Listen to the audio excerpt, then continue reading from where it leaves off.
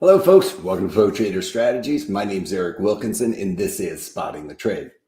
I'm going to get you what you need to know before you go. So let's start out with economic data. Well, earlier in the week, we saw a couple of things happening that lead us to today. We saw the NAHB, National Association for Home Builders Index, wane a little bit. Now, when you really dig into that number, one would actually think that that number was a little bit bearish because home builders are not seeing the kind of demand. Well, it's not really what was happening there. That number waned a little bit because of the next 6 months expectations on future demand for homes. So that was where the concern was with the home builders earlier on this week. Now today we got some economic data points here on homes and home prices, things like that.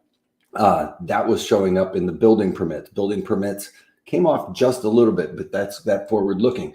Another thing we were looking at with that number was single family versus multifamily. That's going to be a concern going forward with higher housing prices. Can people really afford a single family, and how are home builders going to deal with that? Well, they still see a strong demand for that single family home. So that showed up there in the building permits.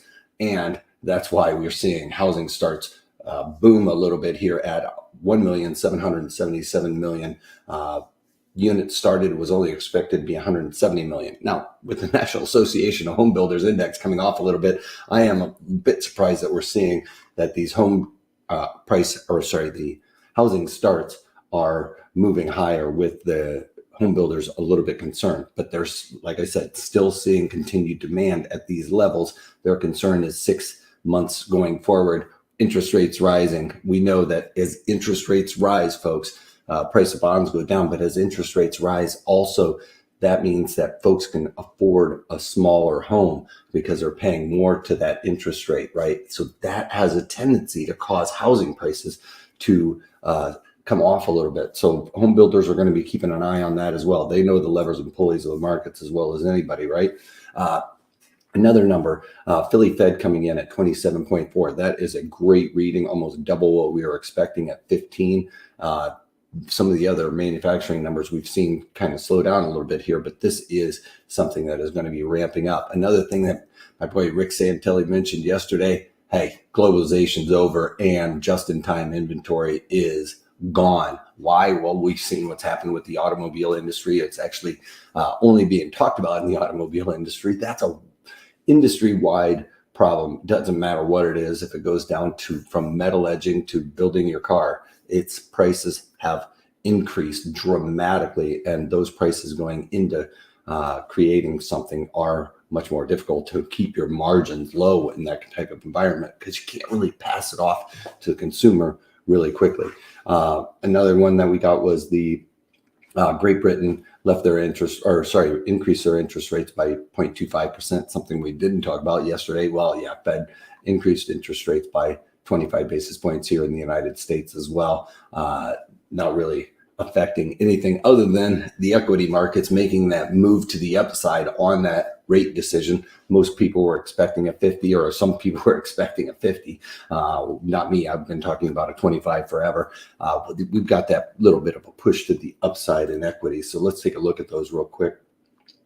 Right now we have Dow Jones Industrial Average. You can see the big move yesterday, making it above that 30, let's call it 34,000, which was the line in the sand I was really looking for yesterday. And we did settle up in that area today, starting to see some weakness. So is this Fibonacci, this 34,000, going to be an area where the bulls and the bears are going to fight over? I think that that's going to be the one psychological level that folks are going to be looking at. Right now, we're seeing a bit of a pullback, but across the board, I don't care, folks. Risk is still to the downside across the board in equities until we see some of this global tension start to ebb a little bit and start really seeing some chips here in the United States for cars. I think would help as well.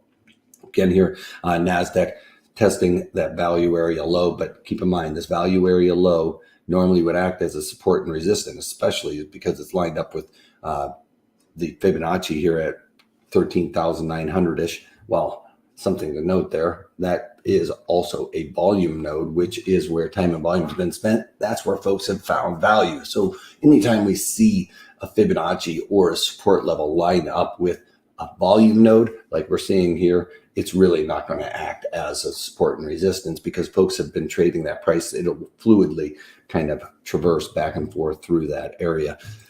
Then we got the E-mini S&P breakdown here.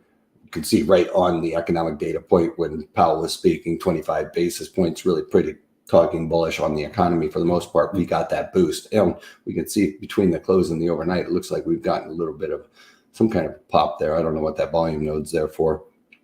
But markets are looking to be to the upside, slightly in negative territory, but they're pushing here. I think feels like anyway, we're getting some buying momentum going on in the markets, but I don't think that that's going to be enough to change the momentum of the broader overall trend, which is negative at this point. Let's take a look at, I want to take a look at, where is it? Gold. Gold futures making a nice bounce with confirmation as of this point. Look at this trend channel, and we got that nice little doji making a market settle above that, the all-time high from before this move, which was 1923.7. So that is going to be very significant. It acted as resistance in the past. That will come through to now because folks are keeping that number in mind. If they missed it that last time, today they are definitely thinking they're going to be pulling out of that at those levels and maybe try and buy back lower. Something we've talked about is it will follow that trend channel there. And that's about it, folks. For the most part, we're going to be talking about different trades we can implement into our portfolio today based on cracking the code to trading options. So please check that out. Smash that like button before you go, and don't forget to subscribe. So if you can't take that, take it easy.